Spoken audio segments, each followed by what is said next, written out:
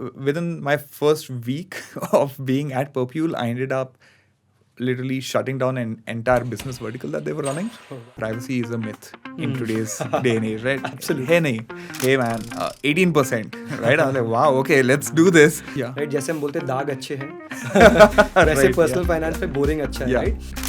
Shit happens, right? बिल्कुल. I'm sure no investor has ever like gone with no losses in their life. Yep.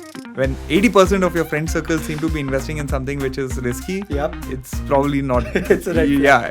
Ideally, just not be in a situation where you're running day in and day out behind the goal of just sustenance. I Right. think that is essentially what I want to get to. So for me, if you were to personally ask me, that number would be somewhere in the range of about.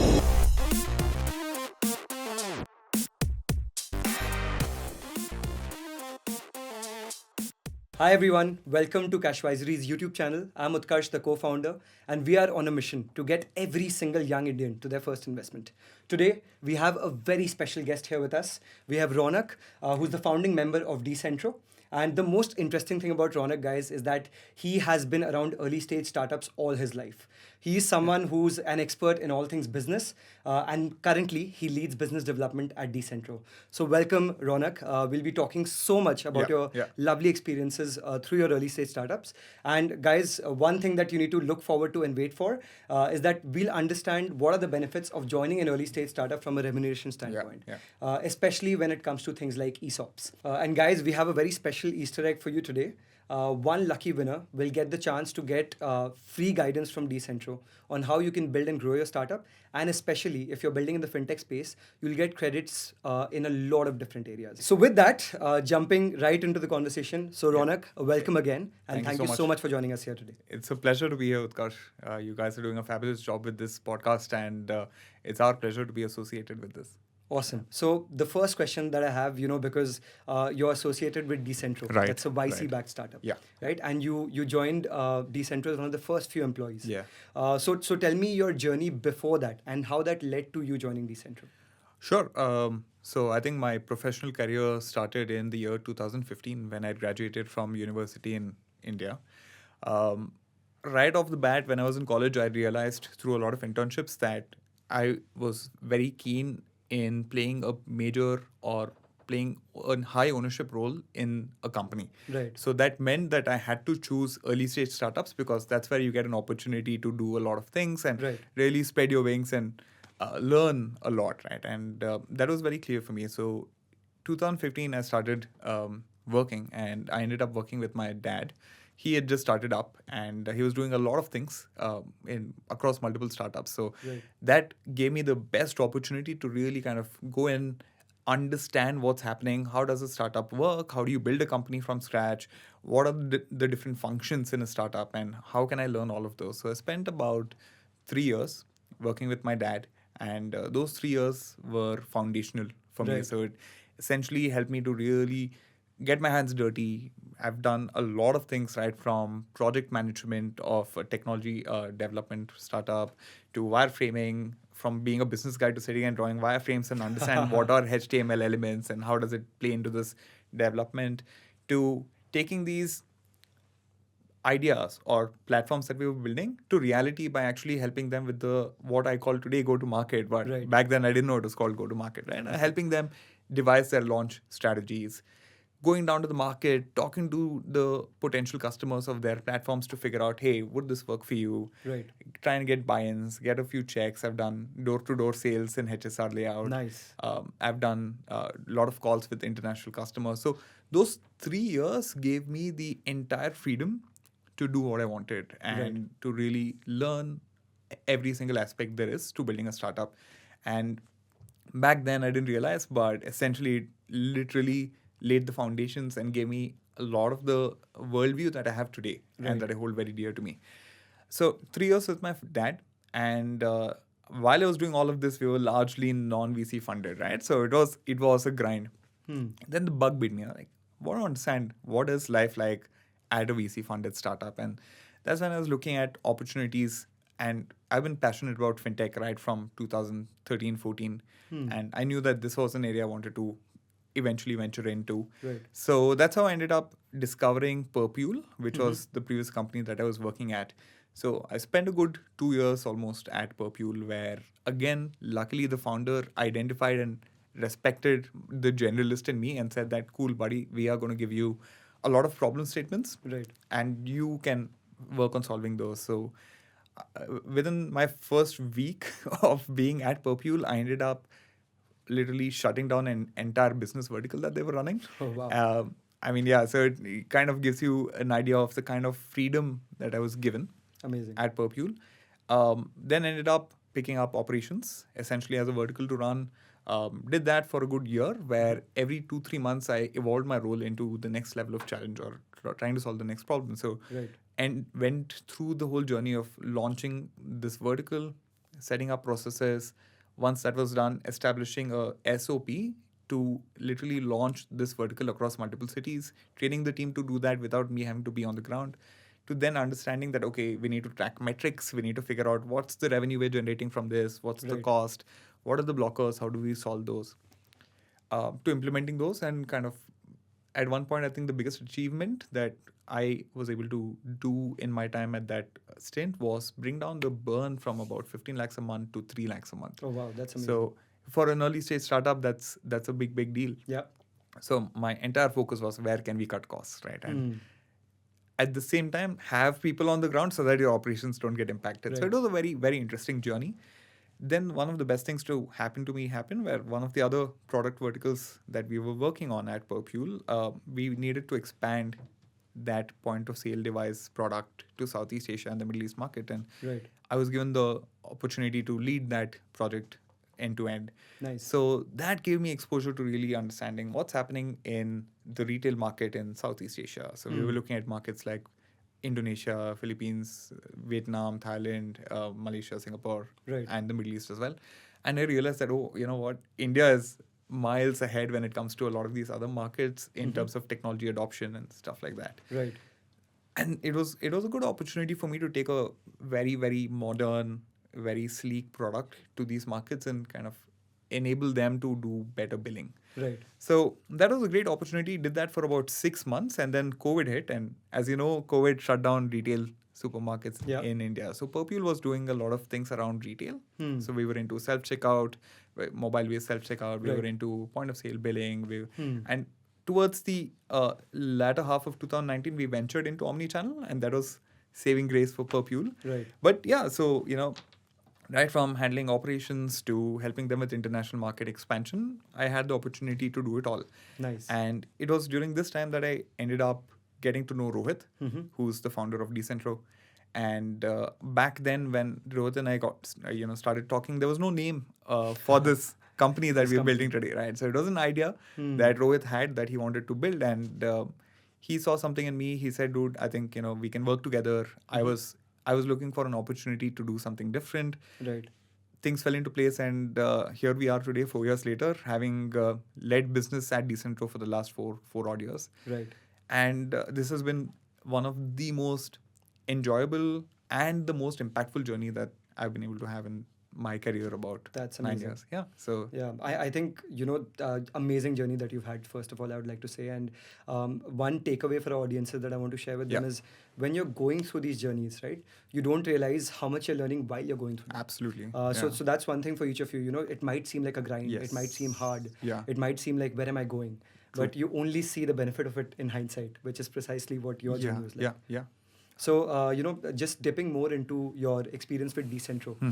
So tell me everything about, what were the challenges that you guys faced in those early days? Right. Especially, having built a startup from ground up. Yeah. I understand that what you initially think about, or the initial direction that you think you'll go in, reality ends up being very different. Yes. Right? There are a lot of Yes. unique Yeah. challenges that Yeah. you have to face. So tell me how that initial journey was like, and how that led to you guys eventually getting funded by Y Combinator. Sure.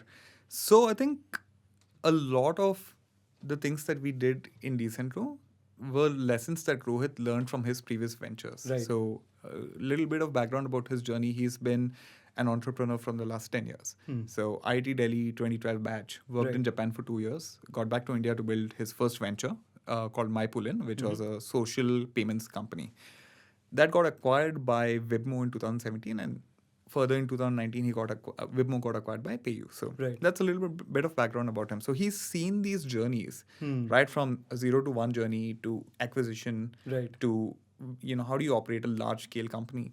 And I think the best thing that he's done was learn from all of those mistakes and avoid them right from day one. So I think with Decentro, we had challenges, but we didn't make a lot of the mistakes that a typical first-time founder would make. And that's, I think, one of the biggest advantages of being a second-time founder. Right? So absolutely. I get to learn a lot from Rohit because I'm able to watch him work very closely.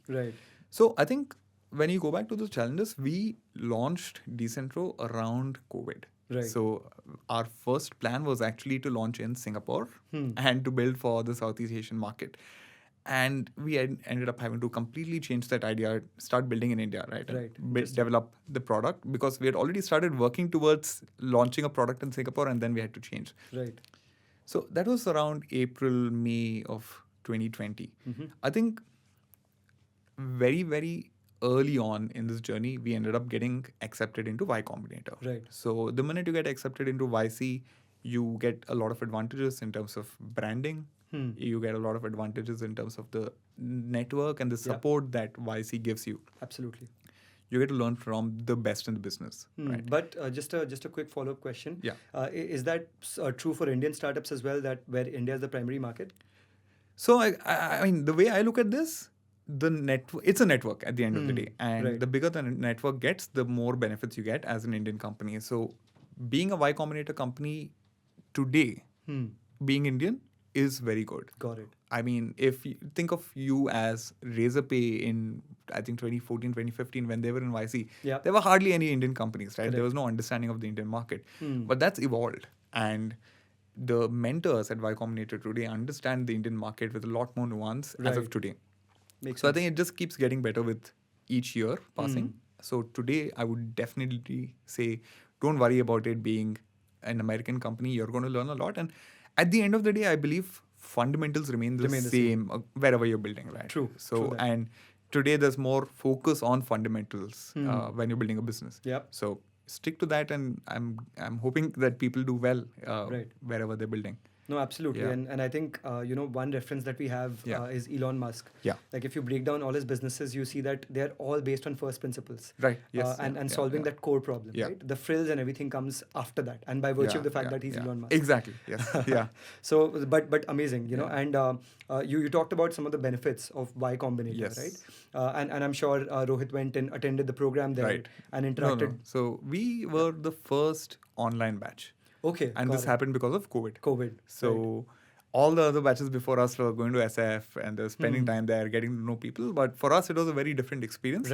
So it was still good because you get to work on your startup day in, day out. And you attend these programs towards the end of the day at night, right? US time. So it was a great fit for us because we were able to sit with the team, build, and attend parallelly. So it was fantastic for us. Right. Amazing. So as one of the first few sort of people to join the company, how was that experience from your lens? Sure. So you literally have to build everything from scratch. You're not going to have an SOP telling you, hey, this is how it goes. So I share this interesting story about my first sales call with Decentro. I was a completely business kind of a guy. I didn't have much knowledge about technology. And here I am selling APIs to fintechs who are looking at building products into lending, into neobanking. And I had done a lot of learning and research about what's happening in the industry, but of course I was still raw. And the very first call, I don't remember the customer that we were pitching, but I thought that Rohit and I were on the call together and he would do a bunch of the talking. Right on the first call, we get into the call and then it's, okay, introductions, I introduce my background. And then Rohit's like, okay, Raunak, do you want to take over? And I'm like, okay, what am I going to say now? So that literally kind of threw me at the deep end, right? And that's your experience in early stage startups. You've got to be prepared for that. You've got to be able to find your way because the founder is going to be busy hiring a team, raising funds, finding PMF. There's a lot on the founder's mind already. You cannot become additional weight for them to carry. So you literally have to figure out your stuff.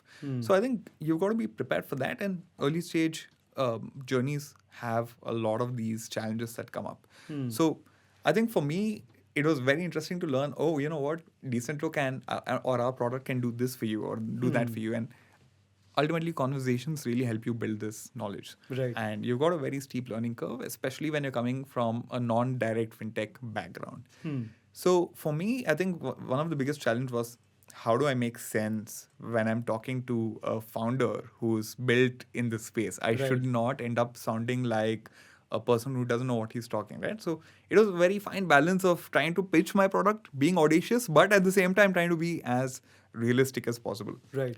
I think from a sales point of view, that was one of the biggest challenges and also the most exciting thing. And we've made a ton of mistakes along the way, right? I've pitched things which today I would laugh upon, right? I was like, how dumb was I to say? But you always feel that about yourself. True. But yeah, so I think apart from that, the other challenge was that you don't have enough people around you. So I literally sat and built the entire SLA that Decentro has. So I think the first version of Decentro's SLAs were built by me. Amazing. And until that time, I had never been through an SLA. Forget about knowing how to draft one.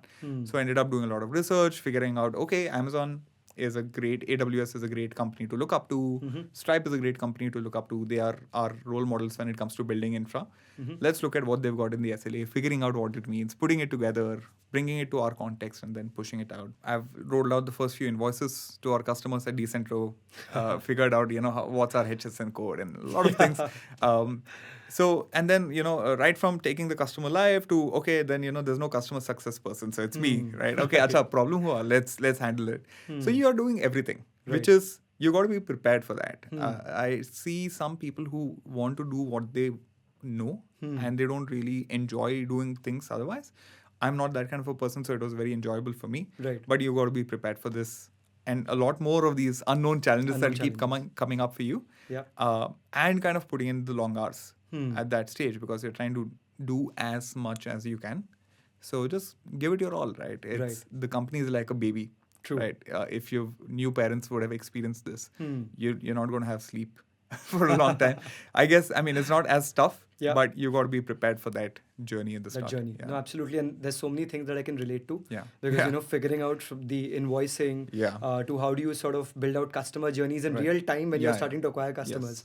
So those are unique challenges which, once you're in the journey, only then can you experience it. So amazing that you went through that. And you spoke about, how you sort of educated yourself on the technologies, on the sort of aspects that you'd be actually speaking to professionals in the industry. Right. And you want to sound like a professional yourself. Yeah, you need to fit in. So very, very sort of unique challenge, right? So for the sake of our audiences, could you give them a bit more clarity into what Decentro does? Because you mentioned APIs for fintech and neo-banking, right? Yeah. But a lot of people might understand that, but for a lot of people, it might be new to them. So if you could just explain it to them in very simple language. Sure. So if you are a company building anything in and around fintech, right, you're going to need a lot of infrastructure which is going to enable you to build your product. Let's take an example. Cred is a very, very popular fintech company. Everybody knows about them.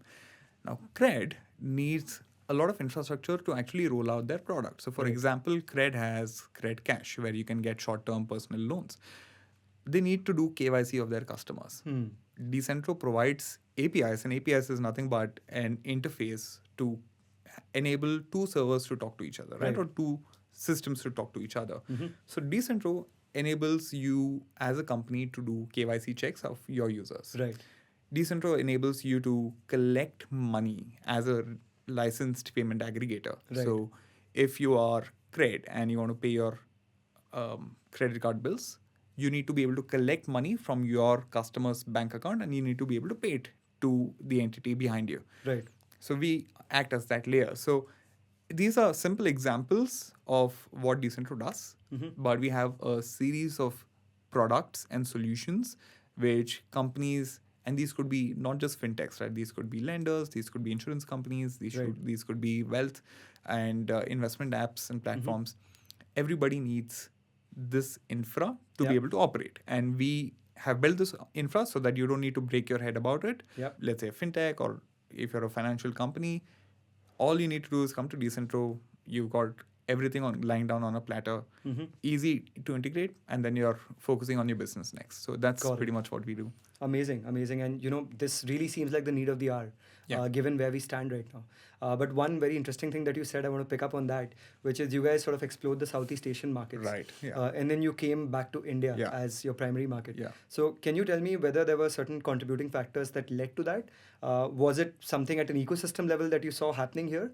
What is it that's drew you guys back into India? So, being very honest with you, Utkarsh, we had no choice because we were ready to launch in April and then lockdown happened. Right. So we were not able to fly out of India. Wow. We had no idea when the world would get back to normal. Right. So traveling to another country was pretty much ruled out at that point of time. And that was the idea for us, right? That we would go to Singapore, spend a lot of time there and build. Yep. But we had to change those plans. We had no say in it. And I think sometimes life has a funny way of pushing you down a certain track, which ends up giving you a lot of things which you didn't expect. And here we are sitting back today, super happy to having built in India, because what India has witnessed in the last 5-6 years is tremendous amount of innovations in fintech. And today we are leading the way globally when it comes to a lot of things in fintech, when it comes to a lot of things on the pipes that the government and that other machinery have laid to enable digital businesses to thrive, right? Absolutely. So had we been in Singapore for these 4 years, we would have missed out on this gold rush here. So yeah, life has funny ways of kind of pushing you in the place you need to be. Right. Amazing. Hey guys, sorry to interrupt this podcast because this is the Easter egg, and if you found it, good job. And now we'll have Raunak sharing with you what the actual task is. So, do you dream about starting up, or do you have ideas in your mind that you want to convert to reality? If so, just put down what you're working on or what you're thinking about in the comment section, and we will figure it out for you. What you sort of talked about there in terms of the pipes that are being built very centrally in India. I think you're referring to the India Stack. Right. So I think phenomenal, right? And I think it's definitely a case study that even the developed economies are looking at because it's not been done there. So could you sort of elaborate more on what this India Stack is and how it's not just helping Decentro, but the entire ecosystem in general? Sure. So I think let's zoom out a little bit. India Stack is great. India Stack has a lot of infra that all of us can in fact leverage, right? And right from having Aadhar, which is identifying 1.4 billion people, and allowing you to go ahead and start lending to people, having that identity to fall back on, to there being UPI, which has literally been the biggest, I think, game changer financial companies have seen, to a lot of other rails that are being built, like account aggregator. Today there's ONDC. So what you realize is there's been a very, very steady push to build public infrastructure that people can utilize, which does not allow any one company to monopolize it. So it's basically democratized. So if you today need UPI, it's not like proprietary technology owned by, let's say, a giant company like Visa. Right. So this infrastructure is for India. It's built for Indians.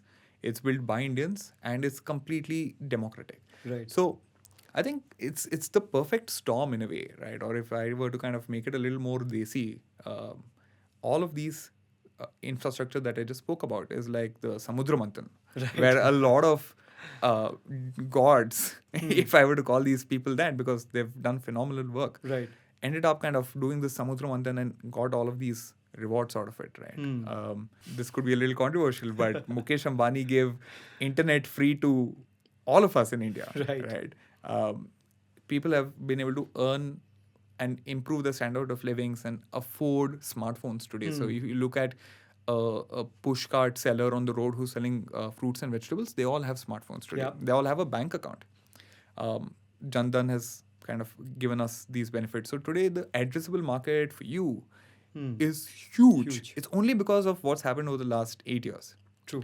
So I think the India, when I say India Stack, I think all of this, including founders building in India, including the infrastructure that we have, has ended up setting a global example of how you can literally you feel that India, when you look at tier 3, 4, 5, 6, there's no money. You feel that there's no electricity to charge your phones.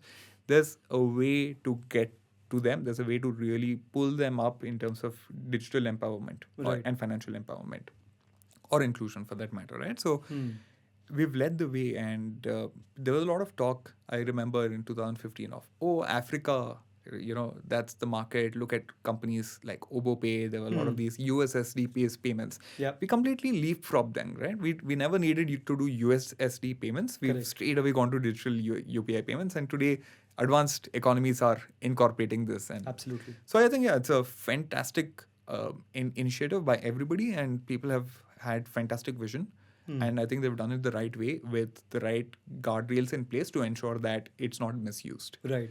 And we are all reaping the benefits. And today, I think we all owe our careers, and we all owe the kind of businesses that we're able to build to these folks who've, thought about this and visualized and developed these infrastructure. Absolutely. Yeah. And, one very important point that you mentioned about the guardrails, because, I think one of the sort of debates that has been going on, especially with the Aadhar program, is the data security. Yes. Piece, right. So what do you think about that particular problem, and how do you think we'll be in a position to solve that problem?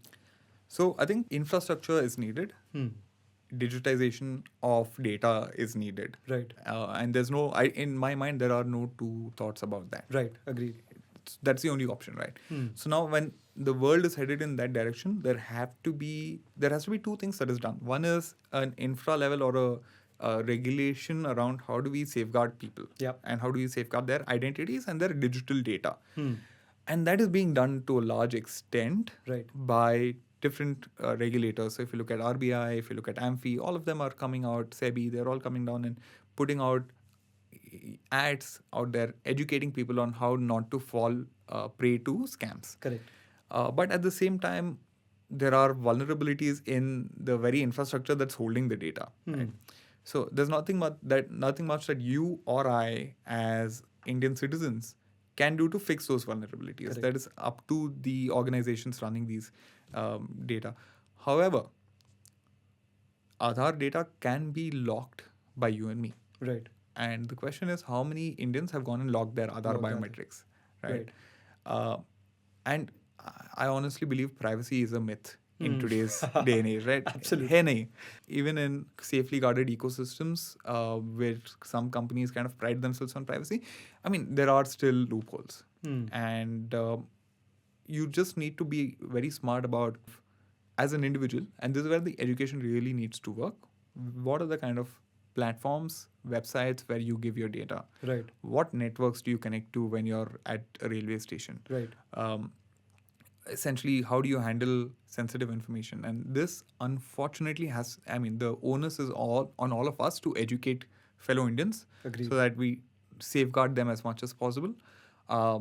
It's like, hey, way back in the day when we had horse-drawn, what do you call Carriages. Carriages, right? Yeah. There were a different set of rules. And then when you had mechanized, or when you had cars coming on the road, the rules had to change.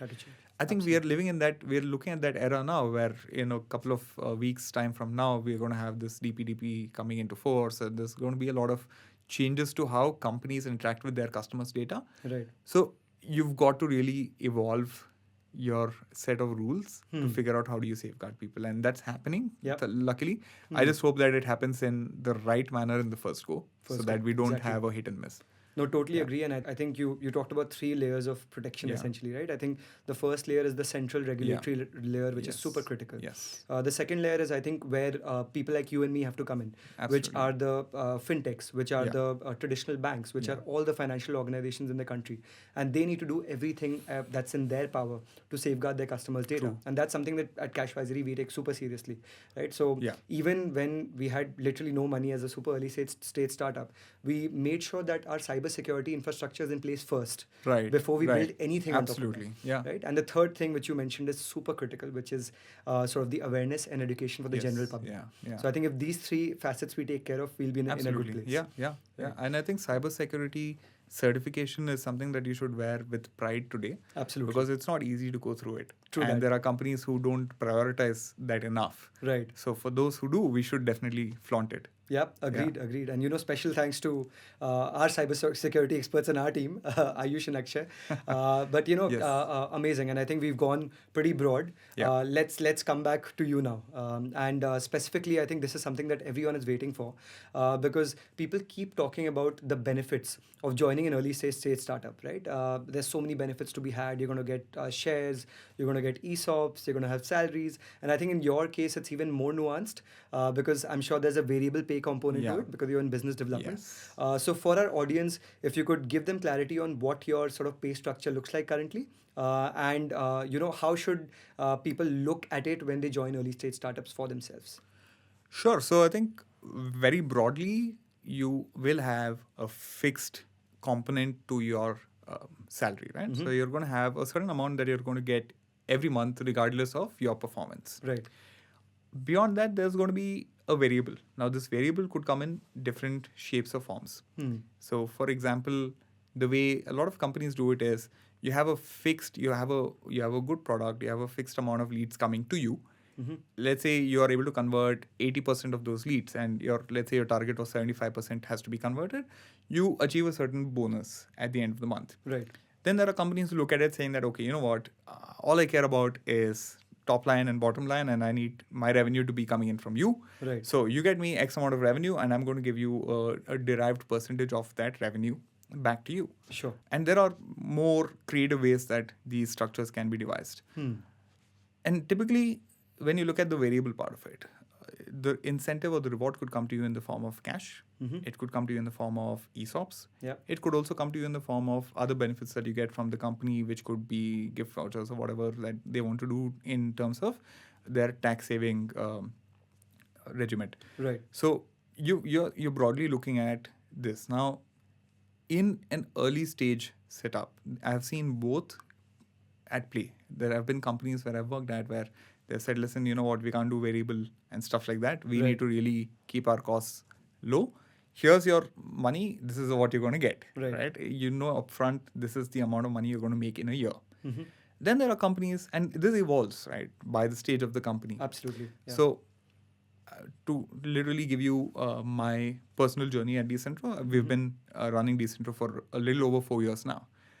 It's only in the last 1 year that we've been stable enough with revenues, with the growth, with all of the things going on, to be able to say that, okay, you know what, we are now going to give you a cash incentive. Got it. You get us X amount of revenue, and you're going to get us, like I said, the derived percentage from it. Sure. Which is a great motivator to help people to literally get out there and to struggle or to hustle and get things done. Right.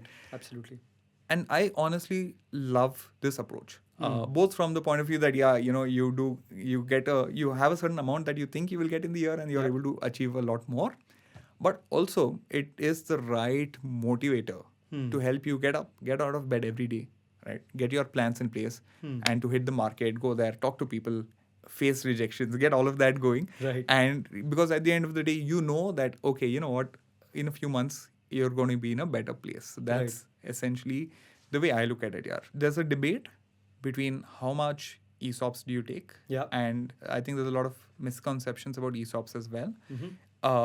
ESOPs are great. I optimized in my personal journey for ESOPs right across the 2 companies that I worked at, apart from when I was working with my dad. Right. The previous company that I was working at, Perpule, got acquired by Amazon. Right. So there was a small payoff that I ended up getting almost a year and a half after I left Perpule. Right. Nice. But there are a lot of things when it comes to ESOPs that you need to keep in mind. What's your vesting period? Right. Is there a cliff? How are you going to earn these ESOPs? People need to realize that liquidity events are not common. Yep. It's Extremely not. rare. Yeah, it's not. I mean, you cannot assume that ye paisa milega, right? If you get it, you're lucky, and you need to also understand that there is a tax structure around it today. Yep. So if you were to exercise your ESOPs, it's going to be counted as a perquisite, and you're going to end up paying taxes on money that you've not received. Correct. Right? Income it's tax on it. notional money, but you're going to pay real income tax on it today. Or you choose to say, okay, you know what, I'm not going to exercise these options. I'm going to, if there's a liquidity event, I'm going to pay whatever tax I'm going to pay, it's most likely going to be your tax bracket. Right. And this is the tax regime in India today, right? So one is liquidity events are not easy. Yeah. If you do get liquidity, are you getting it at a discounted price or are you getting fair value for the asset that you own? Right. That's another thing, because if you're going to individuals who will buy out your ESOPs, you're probably going to get a bad deal. So there are a lot of factors to consider. So I would definitely, my only recommendation after having seen this play out, and I've had luckily 2 very good experiences, right? Yet I would say I would advise people to tread with caution, right? Optimize for ESOPs and the early stages, because you're helping the company, right? And the kind of person I am, I have extremely high ownership, and it almost is like it's my own company, right? So I do understand that at the start you're going to struggle with cash management. So great, let's optimize on that. Let's get ESOPs. Yeah. But after a certain point, also kind of don't be so over leveraged on risky assets that you don't end up making cash. Totally. So find that balance and stick to that. Right, and that's amazing advice, I think, for all folks who work in early stage startups or even growth stage startups, right? Where ESOPs are the thing. ESOPs are a risky asset because they're illiquid, exactly, right? And there's no way for you to determine what the value of it will be during that yes. liquidity event. So I think that's a very important point that you mentioned. Always maintain that balance between your salary and the ESOPs, right? So that you can take care of today and tomorrow. Exactly, yes. Right? Yeah. So fantastic insights here, Raunak. And, I want to sort of go deeper into your own finances as well now. Right? Because you mentioned that you do have a variable component to your pay structure. So, for someone who has a fixed salary, I think money management becomes much easier because you have a fixed amount coming in every month. Most people do their monthly SIPs and then they're happy, right? But in the case of someone who's in business development or sales, and they have, let's say, large chunks of money coming in at certain periods of time, right? How is it that you manage those sort of surges in your income when it happens? Sure. So I think luckily I don't have to worry about this because I've got a set of advisors who advise me on what has to be done around this, right? So because they know what's best, they're tuned into the market and they understand what's happening day in and day out. Right. So the way I've handled this, and wherever I've got a little bit of this liquidity coming in, right? Essentially 2 parts to it. So the first part is you want to, and I think the approach that we've taken in managing my finances has been that, hey, play the long game and unlock the benefits of compounding. So we understand that putting in a huge amount of money in the market in one go is not really the best idea. So what the advisors have told me is, hey, you know what, we're going to deploy it in a money market fund and we're going to move chunks of it every month into the market. And they've identified different themes to invest in. So of late with the new government forming and the budget, so they were expecting a lot of impetus on infra. They were expecting power to be a theme that would play out really well. So that's where they ended up saying that, okay, you know what, we're going to break down this lump sum amount into 2 parts. We're going to have one part of it invested in the money market, which goes into my SIPs. Right. But at the same time, they've invested in a couple of these other funds, which will get you a big alpha, exactly right. You're going to get better results, better return on the investment over a short period of time. Correct. And this has a, I would say, an expiry to it. They know that they're not going to work for 2 years. Correct. They know that, okay, it's a short-term 6 months to 1 year play, and then we're going to do something else with this. Right. But essentially, they will really generate great returns for any investors, and that's why they're doing that. Correct. So largely that. Apart from that, I think one of the other things that my father has been telling me is, Raunak, now it's time for you to buy real estate. Right. Because you need to have that asset in your portfolio. So one of the things that I'm looking at is, do I have enough, or can I keep enough liquid money so that I can put down the down payment on, let's say, an apartment or a piece of land that I buy. Sure. And then leverage is your friend, which works to help you build great wealth in the long term. Right. Yeah. Absolutely. And I think a lot of sort of good practices that you and your advisors, who I'm sure are great, are helping you follow. Right. And we call this management style core and satellite approach. Right. So core is your sort of central main part of your portfolio, which is your bread and butter.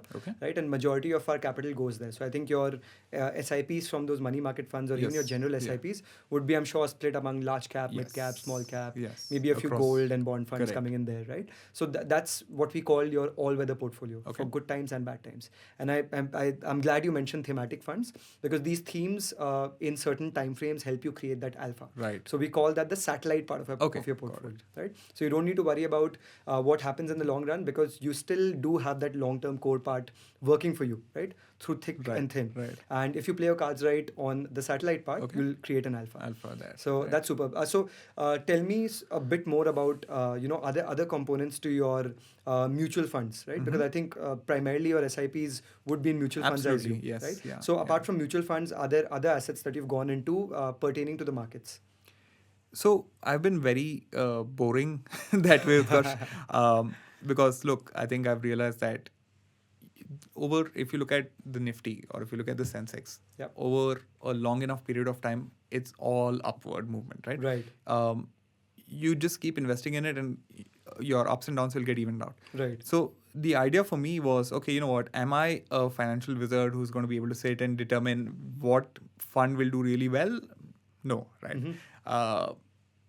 That's just not me, and I can't do it. So I'm like, cool, you know what, let's just let the experts handle this for me. And what they've done is they've built a portfolio of 8 mutual funds that I'm currently into SIPs with. So essentially the whole idea is, look, you know what, if you invest long enough, over a period of time, the returns that these funds will give you will be way, way more than the principal that you put in. Right. So I said, cool, that's about it. So in terms of investment in other asset classes, I want to have that feel of, okay, you know what, I'm dabbling with equities directly. Right. So I do have a certain amount of money that I put into equities, but that's pretty small, right? And that's, I would say, insignificant or not, small enough compared to the mutual fund portfolio.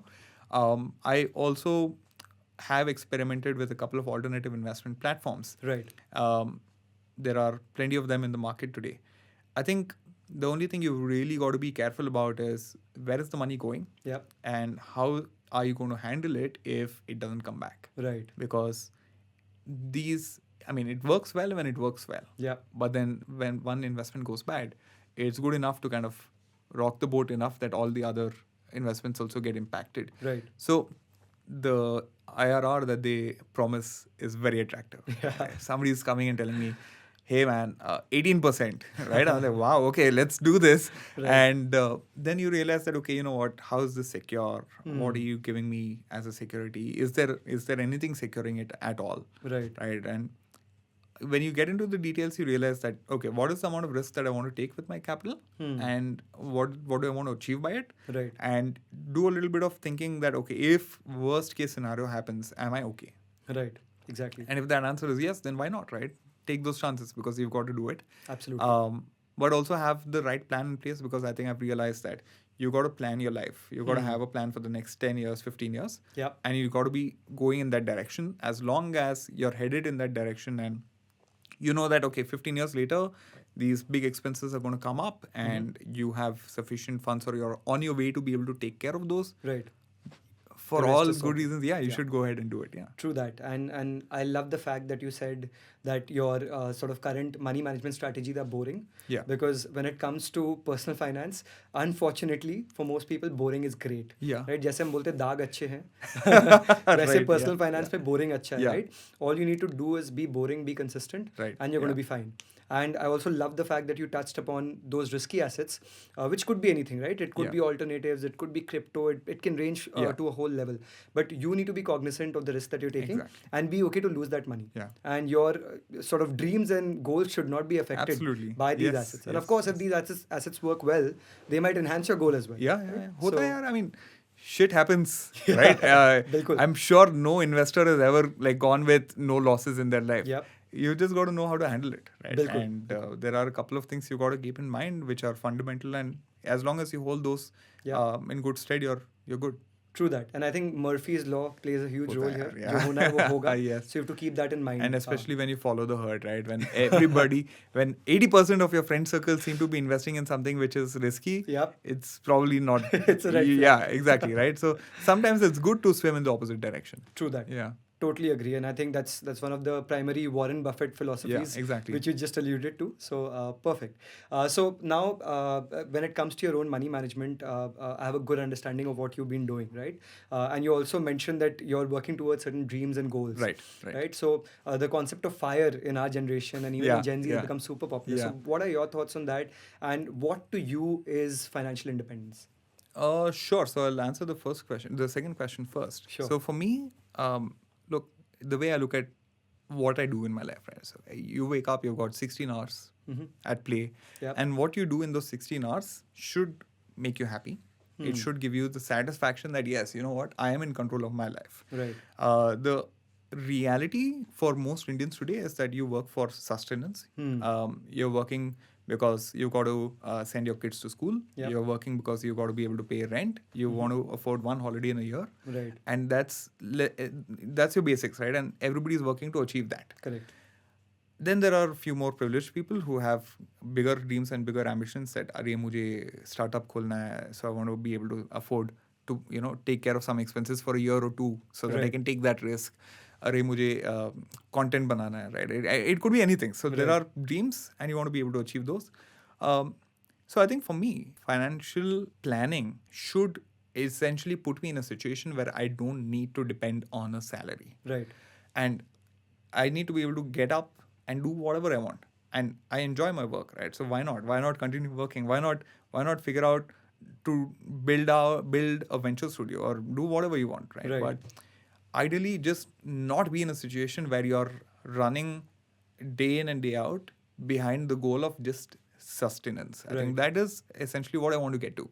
So for me, if you were to personally ask me, that number would be somewhere in the range of about, in today's terms, 5 CR. Got it. So if in terms of my basic lifestyle, if I have about 5 CR and I invest it in the right places, I should be able to live the same standard of living month on month without really having to worry about basics. Got it. Then of course I'll need to plan if I need to make bigger purchases or whatever.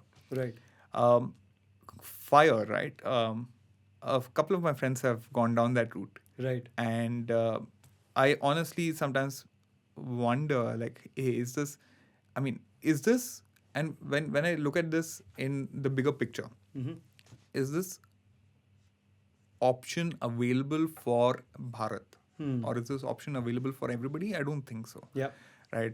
Unless you're in a very high paying job or unless you're doing really high risk, let's say you're a liquidity provider in the crypto space where you're sought after as much as gold, or let's say you're doing something like you're genius product manager. I mean, sometimes the remuneration you need to be able to get down that route is not accessible for everybody, right? Look, there was a time where I took 2 weeks off work. Right. And then I was literally lost. I was like, abhi main kya karu? Like, what do I do with my time? Because you're so used to the schedule of, get up, go to meetings, meet customers, and have things happen around you. So I realized that, trying to retire early is probably not a sustainable goal, and some people are built different, right? So it may work for them. Right. When I speak about me personally, it's not. The way I look at it, I would want to do things that I enjoy on a daily basis so that I don't feel the need to retire. Correct. Enjoying the journey rather exactly, than right? It's always that, because there'll always be a carrot dangling in front of your head at every single stage of life. I've realized that. True that. There was a time where I wanted, like, you know what, I want to be able to have a nice car, have a good phone, have nice gadgets and some few luxury here and there. And that felt like, wow, when can I do that? And today you're in a place where you're able to do that, but then you're like, oh, you know what? No. You know what? Now I want to get into finer things in life. I want to go golfing. Right. I want to go do sailing. You will always look to upgrade your lifestyle. And it's good. You should, right? If you can, why not? So I always feel that, you can't, I don't think it is practical for me to say, okay, you know what, I'm just going to retire and life is taken care of. I would rather try to be in that situation as much as I can by saving today, avoiding impulsive purchases as much as you can, and planning it well so that you can keep augmenting that and keep evolving what you want to do in life. I think that's what I want. That's fantastic. And I think one thing that you talked about here, which is your fire number, Yeah. right? Which is when could you retire comfortably? And that number you mentioned was 5 Yeah, crores. yeah. So just for the sake of our audience, if you were to just do a simple calculation there, let's say on average you think that your monthly expenses would be 4 lakhs, right? That comes to annual of about 48 lakhs. Yes. And 48 lakhs compared to 5 crores is about 10%. Exactly. So if you were to withdraw 10% out of your portfolio needs to be built such that gives you at least 12 to 13% Yeah, returns, yeah. which is very doable, Doable, yeah. with very balanced mutual funds, Exactly. all At the least portfolios. until now, Yep, if you look at mutual funds, 14-15% returns absolutely. are passed, right? Very so doable. hota hai. Bilkul. Unless taxation changes drastically where it's Yeah. impacting your numbers, should be doable. True that. So that's one thing that you guys could use, right? Yeah. That how much are their monthly expenses, Yes. and you extrapolate from Yeah. there what that fire number is Yeah. for yourself. Yeah. So do that and see if the 40 or 35 or 30, even 30 is achievable for you. I think that's the key Absolutely, takeaway here, right? Fantastic. I want to go a bit sort of deeper into one topic, right? Because this is one thing that again I can relate to a lot, which is sales. Sure. I've been someone who's been doing sales since 2018. And you mentioned you did sort of door knocking, right? Yeah, Door yeah, to door. yeah. I've even done cold calling early Yeah, in my yeah. career. So tell me some of the most important lessons that you've learned from Sure. there, and how you sort of implement them in your life or money management or in general. Sure. I think there are a couple of frameworks, Mhm. if I can call them, that work both for sales and for money management. Right. So the other thing is, everybody sells here. Everybody is selling. If you're a kid in college, you're selling yourself to a potential date, right? It starts from there. Bilkul. You got to sell yourself to even get to the kid admitted into school, man. Right? So everything is sales today. Yeah. So when you boil down everything to very, very simple terms, everybody has got a current situation. Yeah. So if you think about it, you know where you stand today and where you want to where you desire to go. So everybody's got the current and the desired situation. Sure. And then there are obstructions that are stopping you from getting there. Mhm. So for example, I need to be able to get to the 5 crore number. What is stopping me from getting it? I'm selling my time Right. to earn my money, right? And there's limited amount of time. So True. I need to figure out a way to unlock value outside of my time, or I need to get my money to work for me. Right. So in sales, if you're able to understand, you're not really selling the features or the benefits or something. Yep. You really got to understand how does what you're selling or how does what you do solve the problems that help your customers get from where they are today to where they want to be tomorrow. Agreed. I think if you can crack that, you kind of crack sales in a way. Right. The reason we get irritated when we get, sir, do you want a credit card call, is because it's so mass.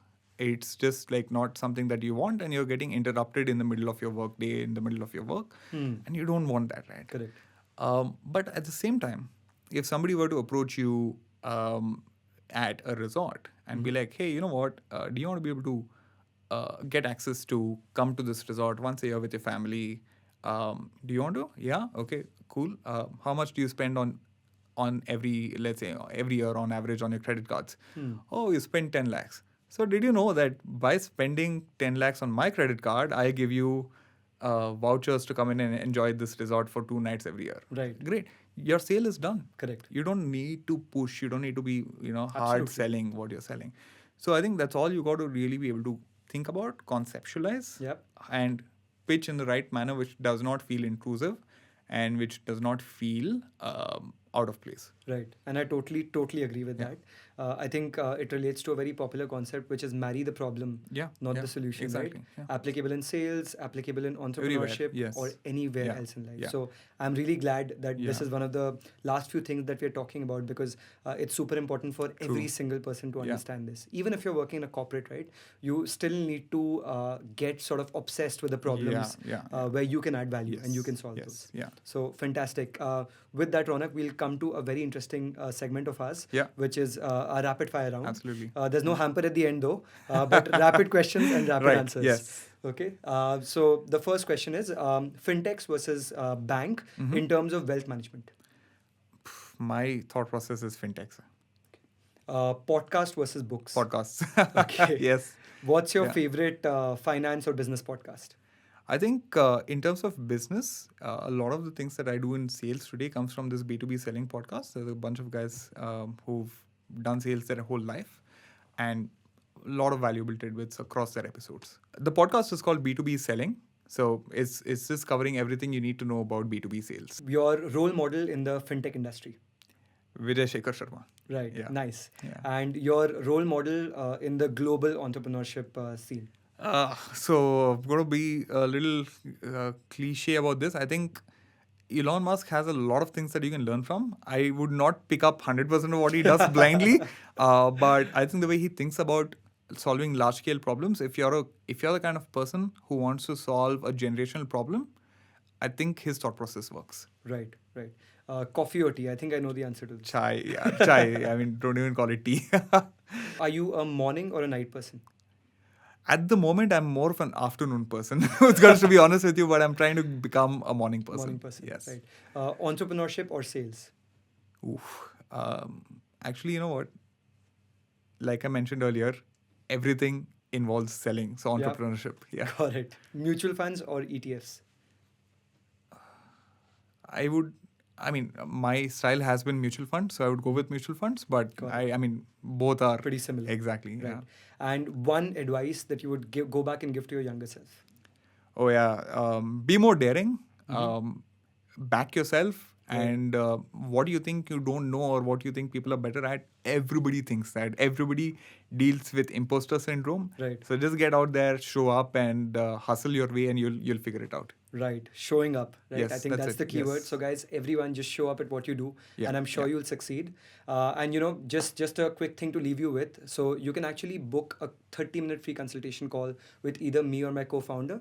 And this is if you have any burning questions about money, finances, or in general. You know, come block our time. The link will be there in the description. And thank you so much, Raunak. This was an absolutely amazing and insightful conversation. Yeah. I'm sure our audience has learned so much from you. And thank you guys for tuning in. Make sure to like, share, and subscribe. And you know, hope you learned and took away at least a couple of new pieces of information today. Thank you. Awesome. Thanks. Thanks, Utkarsh.